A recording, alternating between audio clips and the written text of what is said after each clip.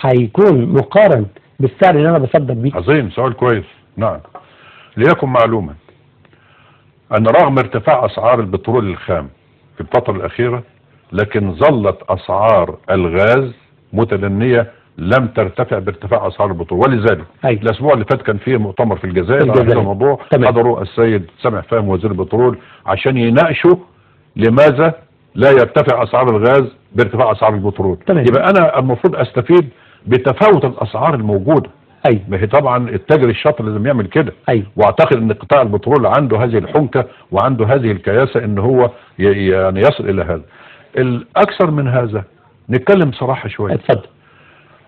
لما المهندس رشيد وزير التجاره والصناعه قال النهارده ان ارتفاع النمو الصناعي الى 8%، وفي خلال الاربع سنوات القادمه هيرتفع معدل النمو الى 10%، عشان اولد 750 الف فرصة عمل. اذا ارتفع النمو الصناعي الى 10% خلال 4 سنوات هضطر استورد الطاقة. ده كلام الوزير. تمام. اولا قطاع البترول بييسر امدادات الطاقة خاصة الغاز الطبيعي الى الصناعة. تمام. بما قيمته حوالي 31% من الانتاج. الطاقة. ايضا قطاع البترول، قطاع الكهرباء لما ارتفع النمو الى 8% بيستهلك 54% من انتاج الغاز، رغم انه هو بيشتغل ب 75% غاز وال 25% سولار. ده حتى الان. معنى الكلام ده ان في المرحلة القادمة انا هحتاج الغاز، خصوصا في التوسع في الصناعات كثيفة استهلاك الغاز اللي احنا هنعملها: حديد، اسمنت، بتروكيماويات، ميثانول. في المرحله القادمه هجيب الكلام ده منين؟ فلا بد استفيد ده مساله خطيره، ومساله طبعا محتاجه دراسه ومحتاجه نظره اعم واشمل، واعتقد ان قطاع البترول عنده هذه النظره المستقبليه. واعتقد ان شاء الله احنا شايفين ان في اتفاقيات بتبرم على منطقه البحر الابيض ومنطقه الدلتا اللي هي مناطق وعاده بالغاز، فان شاء الله يكون في حتى اضافه على المستوى اكتر من هذا. يعني نظرا لقيمه مصر ومصداقيه مصر والاستقرار السياسي اللي احنا بننعم بيه، اللي ما حدش واخد باله منه النهارده. نعمه الاستقرار في مصر ما حدش واخد منها. في مصر النهارده بتعيش في وسط منطقه تموج بالصراعات والحرائق، سواء في الشرق او في الشمال او في الجنوب او في دارفور، لكن ومع ذلك تتمتع بالاستقرار. دي نعمه كبيره جدا طبعا. خد بال سعادتك، ما حدش حاسس بيها. نظرا لهذه النعمه واخد بال سعادتك ومصداقيه مصر، طلب وزير البترول المصري ان يحضر توقيع خط موباكو في تركيا اللي هيمد الغاز الى اوروبا 3300 كيلومتر باستثمارات 33 مليار دولار. أليست هذه مصداقية؟ هي طبعا. لا طبعا وضع مصر ومكانتها السياسية استغلوا كل الكلام ده، ما سابوش، استغلوا لمصلحة المواطن المصري ورفع مستوى المعيشة وزيادة الناتج المحلي الإجمالي. نعم. طيب، هو برضه حضرتك كان ليك في الحقيقة طلب إحاطة تاني بيتكلم عن قضية تهريب السولار. نعم.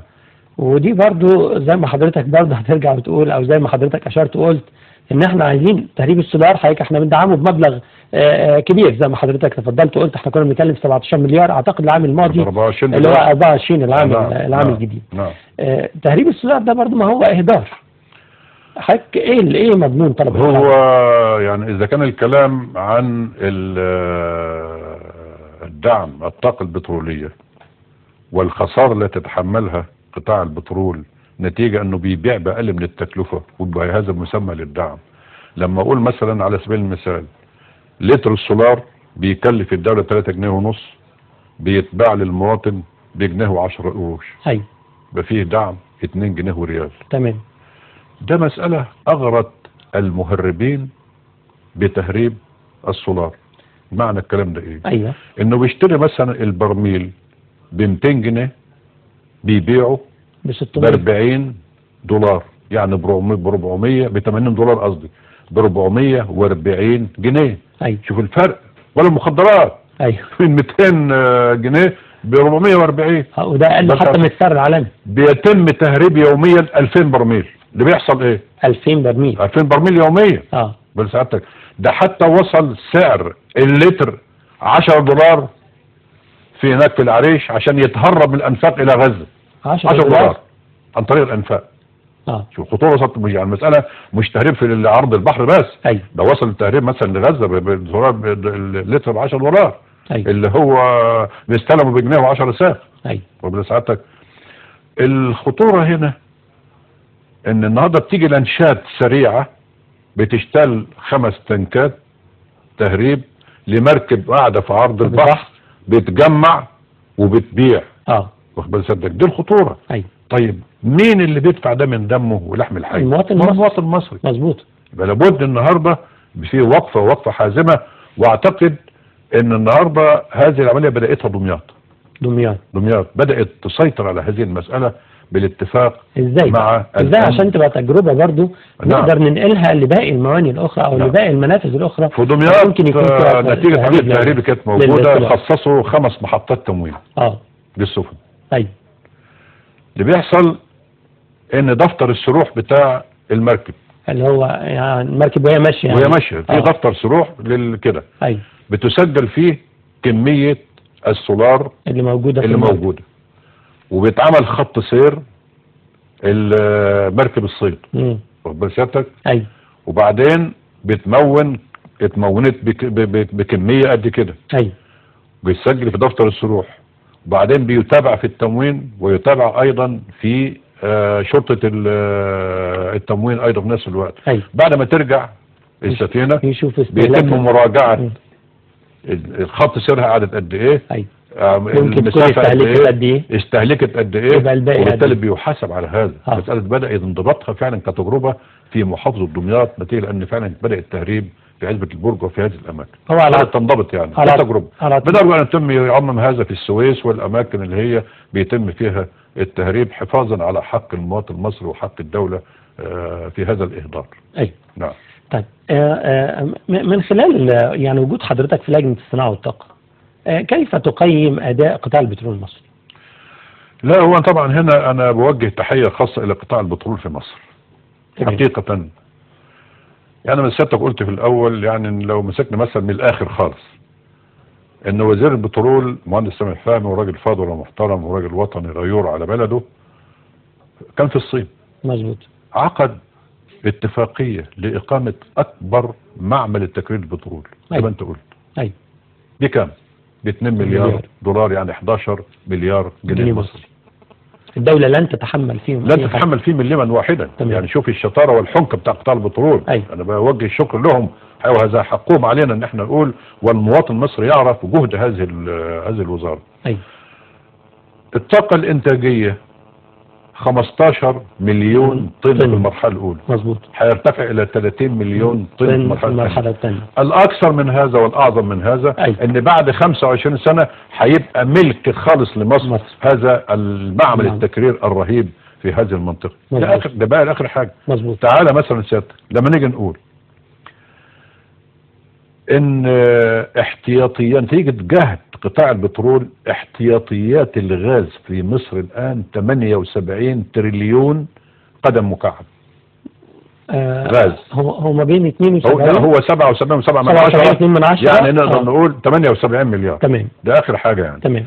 أما نقول نتيجة جهد هذا القطاع إن الاحتياطي المتكثفات والبترول الخام 4 مليار و400 مليون. مظبوط. 4.4 مليار برميل. تمام. برميل. تمام. وده في الحقيقة برضو عشان نوجه عناية السادة المشاهدين، ده رقم ديناميكي متغير، يعني بيزيد ويقل، يزيد على حسب الاكتشافات الجديدة اللي بتضاف، وبيقل على حسب اللي انا استهلكته من تعالى مثلا شوف سعادتك بقى الحاجة الجديرة بقى نحن نذكرها لهذا القطاع المهم. ايوه. ربنا سعادتك جاء قطاع البترول ممثل في وزير البترول والمعاونين معه انه اعاد تسعير اتفاقيات الغاز مع الشريك الاجنبي. تمام. من يوليو سنة 2000. مظبوط. وفر للدولة كام؟ 26 كان هتتحمل بهم الموازنة العامة للدولة او هيدفعهم للشريك الاجنبي النهاردة 30 مليار دولار. في السنة الاخيرة بس 5 مليار و6 من 10 دولار السنة الاخيرة بس. اللي هو بس ده احنا بنتكلم على يا جماعة جست تعديل غاز. سعر الغاز في الاتفاقيات اللي كان بياخده الشريك الاجنبي كنت بشتري منه 30 مليار يتوفروا من يوليو 2000 لغايه دلوقتي يوفر الخزانه العامه للدوله 30 مليار كانت تحمل بهم الموازنه او ياخدهم الشريك الاجنبي. هذه واحده. تمام. تعالى سيادتك بقى شوف في ال10 سنوات الاخيره. اتفضل. اضيف للخزانه العامه من قطاع البترول 448 مليار جنيه بمتوسط سنوي 45 مليار. ده بس اللي راح الخزانه العامه خلال 10 سنوات. بخلاف الدعم اللي بيتحمله القطاع نفسه. بخلاف الدعم. الدعم ده قضيه طبعا اتكلمنا فيها يعني خساره قطاع البترول اللي بيتحمل من وزنته الخاصه. تمام. شوف سعادتك لما نيجي مثلا لصادرات البترول في السنه الاخيره 30/6/2009 11 مليار و4 من عشرة. تمام. بسعادتك. ايوه. والواردات استوردنا 6.2 من عشرة، يبقى فيه فائض في الميزان التجاري حوالي 5.2 من عشرة. تمام. هذا قطاع البترول لابد ان نوفيه حقه. تعالى مثلا في السنوات الاخيره من القرن الحالي. ايوه. تم عقد 170 اتفاقيه. ايوه. تغطي 630 الف كيلو متر في مصر. ايوه. مع 67 شركه عالميه. ايوه. على ضوء احتمالات البتروليه وعلى ضوء المصداقيه والشفافيه اللي بتتعامل بها مصر. الكلام ده ليه؟ لما تتعامل مع 67 شركه عالميه وبتثق فيك وتيجي نتيجه جهد وفي احتمالات بتروليه موجوده وفي مصداقيه وفي شفافيه، ده لقطاع البترول. نجح قطاع البترول الفتره الاخيره انه يوصل 3 مليون و500 الف وحده سكنيه بالغاز. تمام. اضف الى ذلك 1440 مصنع. شوف الشيء العظيم بقى اللي ما كانش حد يحلم به. ان يوصل الغاز الطبيعي الى الصعيد والى اسوان. احنا رحنا مع لجنه الصناعه والطاقه الى اسوان في مصنع ركته. عشان حاجه معينه نشوف مشاكل مصنع ركته اللي هيتقفل نتيجه استهلاك الكهرباء. من كام سنه. طب مشكلتكم ايه؟ مصنع ركته ده هو اللي عمل اسوان. واللي خلق فرصه العمل في اسوان. تمام. معنى القضاء على ركته معنى القضاء على اسوان.